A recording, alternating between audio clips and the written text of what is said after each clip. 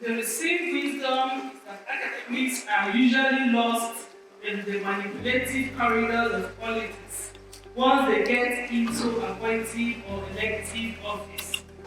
It is certainly not part of conventional logic for a thoroughbred Nigerian academic who holds political office, let alone one holding the high office of government, to show proclivity for the academia. Yet, His Excellency remained marginally or fully engaged in academic activities while in office as Deputy Governor of Abia State. It is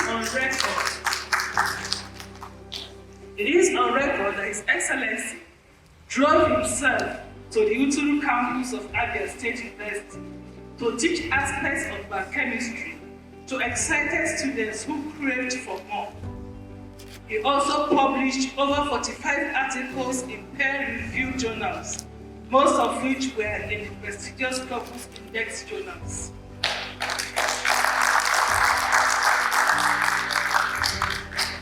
His Excellency also co-authored a book on environmental chemistry, and on the day of his public presentation, His Excellency doubled as the reviewer, a cogent and verifiable evidence, if any was needed, to show that he actively participated in writing most chapters of the well-received book. To our utter surprise, His Excellency not only admirably discharged the weighty institutional responsibilities of governing such a complex state as Abia, but he kept touch with the academia through quality research and documentations that were published in high-impact peer-reviewed journals. That is his tenant touch, of which thoroughbred academics are made in other climes that value the impact of quality research as a veritable tool for social transformation. Despite the small talks made of His Excellency's verifiable performance in office as Deputy Governor of Abia State, he initiated the commendable training of teachers by a foreign education consortium. He introduced the laudable school feeding program, which dramatically improved student enrollment and quality control from 142,000 in 2015 to a staggering 650,000 in 2022. A geometric rise in numbers that baffled even his most implacable critics in Abia State. Under his watch as governor, Abia State ranked first in WAEC examinations for a consecutive 4 years. Additionally, Abia State was the first in the southeast geopolitical zone of Nigeria to offer free feeding to pupils from primary 1 to 6. His Excellency's policy of education for employment, designed to produce industry-ready graduates and ensure availability of skilled middle-level manpower, was the first in the history of Abia State. As governor, he constructed 600 classroom blocks, including 4 model schools. His Excellency sponsored Abia indigenes to study in foreign countries and built the permanent site of School of Health Sciences and Management Technology. Under his watch was ranked second among state-owned tertiary institutions in Nigeria, that's Abia State University. His Excellency promoted industrial activities, including sponsorship of 30 agents to understudy automated shoemaking in China, which gave birth to the famous Enyimba Automated Shoe Company.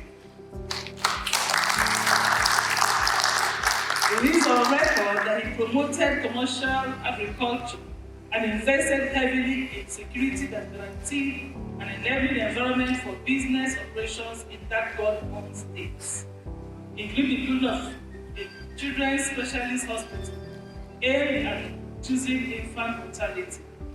The list of accomplishments goes on, but for space constraints, it is in the recognition of these milestone achievements and much more by the National Executive Council of the Nigerian Society for Biochemistry and Molecular Biology, unanimously resolved to confer a legacy award on His Excellency, a silent achiever, who will certainly be remembered long after the day of particular is over.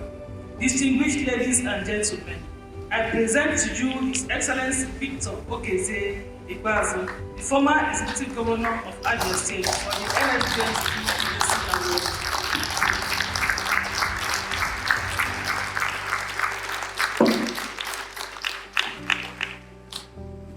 Your Excellency, sir, we are very proud of you. Ladies and gentlemen, the obvious is that biochemists are not noisemakers. I'm sure none of you may have heard of all these achievements. Am I right? He's not a great man. He is a silent was achiever. And most importantly, when we went through your records, we arrived at one thing, that indeed you are a transformative scholar in leadership. Can we put our hands together for you? Ladies and gentlemen, let me briefly inform you. Sir, I'm writing this to you because you are our father now. I was privileged to assess his works, even as a governor. And he had beautiful publications in peer-reviewed journals, most of them is books. Even as a governor, he had over 45 articles published during that period. As governor, he wrote a book.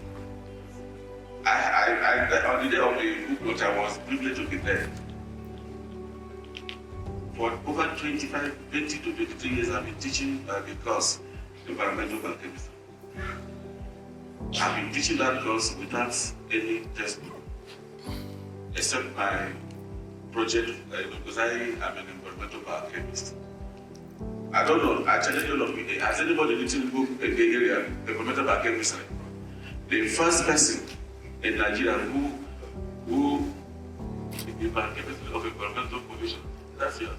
That's the book. Can you see? I challenge anybody.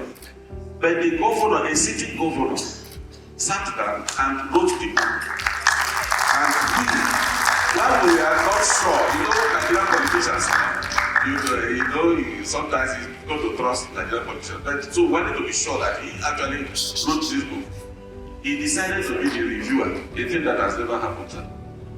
That day, he taught us everything from A to Z you find in literature while reviewing this book. And there were persons who made confessions. Persons who have left biochemistry for over 20 years said, I am going back to biochemistry. Sir, this society is very proud of you. And we will ever remain grateful to you for representing us as governor of the great Abia State. Thank you so much.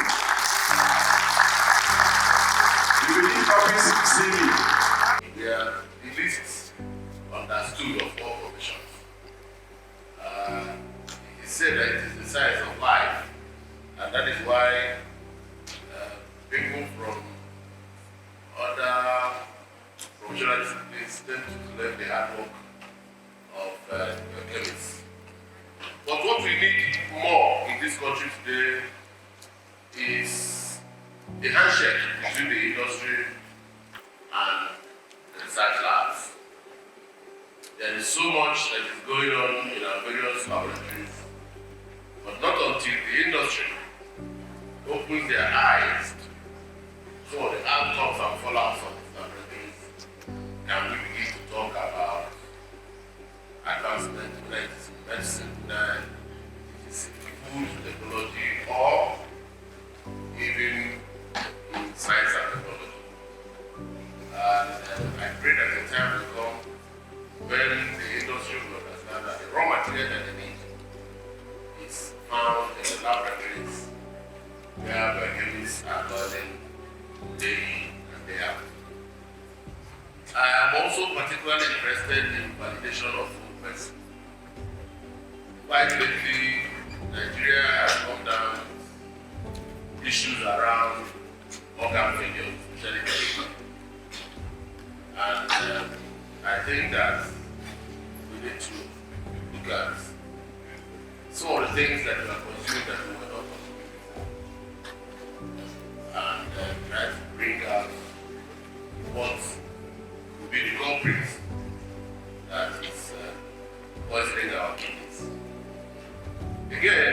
also think that there is huge resource in our forests.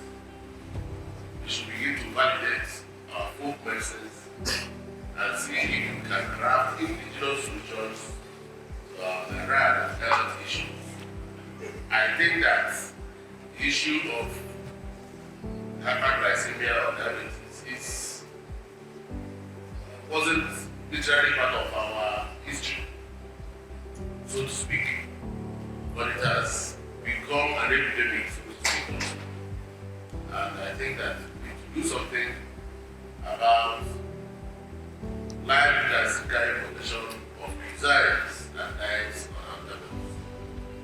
We should go back and ask ourselves to go back to see the beautiful things that are inherent in our local diets, health, and desires, and try to validate the efficacy in the laboratory of purposes of use by our people, and to see how that can make us be better and happier. On this note, once again, let me say upfront that we will identify all projects of society and ensure that quite quickly we will have it in place in Abuja. If it is possible, by our next meeting, we should be able